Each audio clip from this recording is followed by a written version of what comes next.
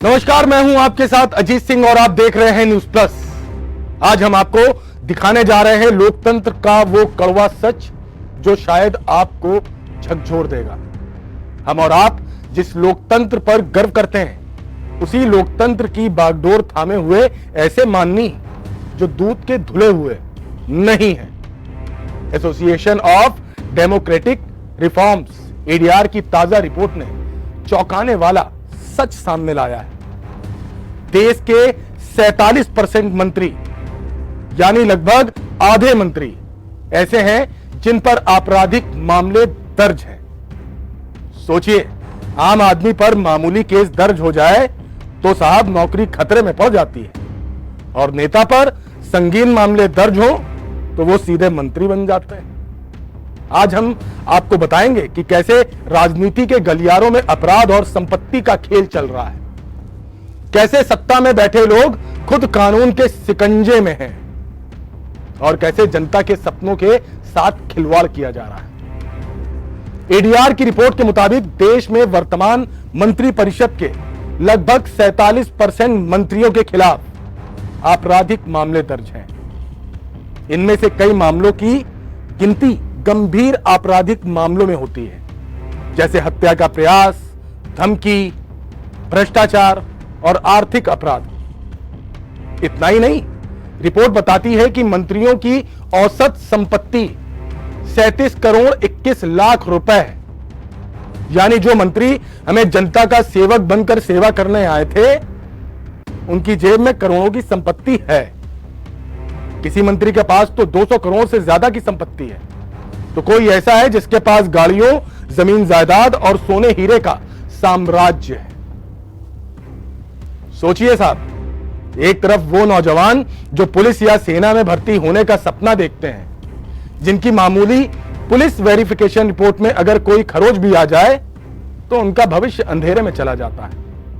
लेकिन दूसरी तरफ वो नेता हैं जिन पर संगीन आपराधिक मामले दर्ज हैं, और वो ना सिर्फ चुनाव लड़ते हैं बल्कि संसद और विधानसभा में बैठकर हमारे और आपके लिए कानून बनाते हैं। क्या यही लोकतंत्र है? क्या यही जनता की आवाज है? क्या यही माननी कहलाने का हक है? एडीआर रिपोर्ट में साफ लिखा है कि मंत्रियों पर जो आपराधिक मामले दर्ज हैं उनमें कई गंभीर आपराधिक मामले भी शामिल हैं। इन मामलों में शामिल है हत्या का प्रयास, महिलाओं के खिलाफ अपराध, भ्रष्टाचार, रिश्वतखोरी, आर्थिक अपराध, घोटाले, दंगे भड़काने और अवैध हथियार रखने के मामले। यानी एक ओर ये मंत्री कानून के रक्षक हैं और दूसरी ओर कानून के ही आरोपी। रिपोर्ट का दूसरा चौंकाने वाला हिस्सा है मंत्रियों की संपत्ति।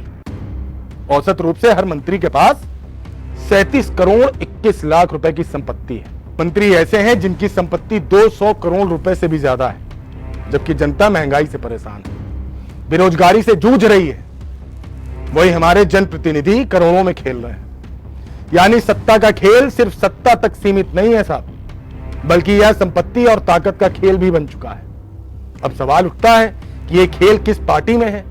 तो जवाब है हर पार्टी में, चाहे सत्ता पक्ष हो या विपक्ष। दागी नेताओं को टिकट देने में सब बराबर है, कोई दूध का धुला नहीं साहब। सत्ता पक्ष कहता है ये तो विपक्ष के लोग हैं जो बदनाम करने के लिए केस करवाते हैं।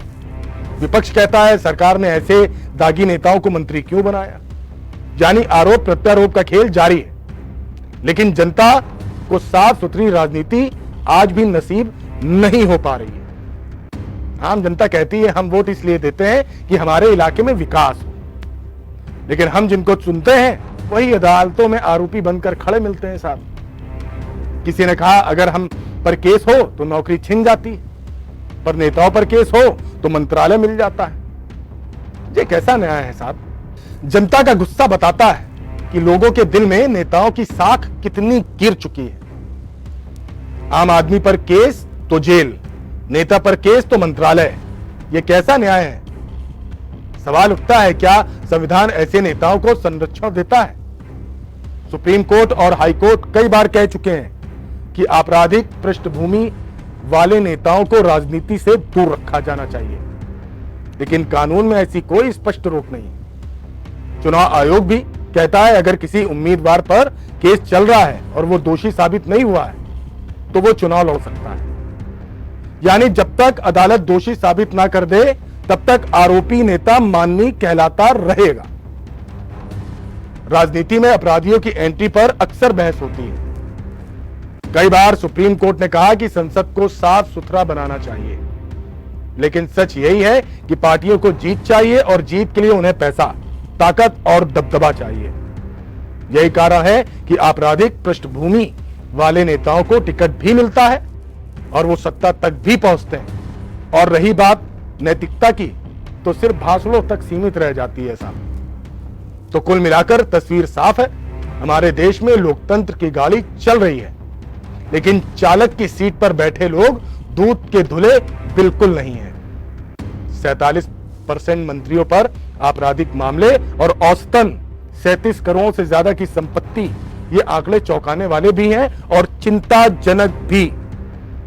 अब सवाल यह है, क्या राजनीति को अपराध से मुक्त करने की कोई ठोस पहल होगी? क्या पार्टियां दागी नेताओं को टिकट देना बंद करेंगी, या फिर आने वाले चुनाव में फिर वही कहानी दोहराई जाएगी? आज की इस रिपोर्ट ने हमें सोचने पर मजबूर कर दिया है कि लोकतंत्र किस दिशा में जा रहा है। जनता को विकास चाहिए, नौजवानों को रोजगार चाहिए, गरीब को रोटी और किसान को सम्मान चाहिए, लेकिन हमारे माननीय साहब सत्ता और संपत्ति में उलझे पड़े हुए हैं। अब वक्त आ गया है कि जनता सवाल पूछे और नेताओं को जवाब देना पड़े। बहुत बहुत धन्यवाद।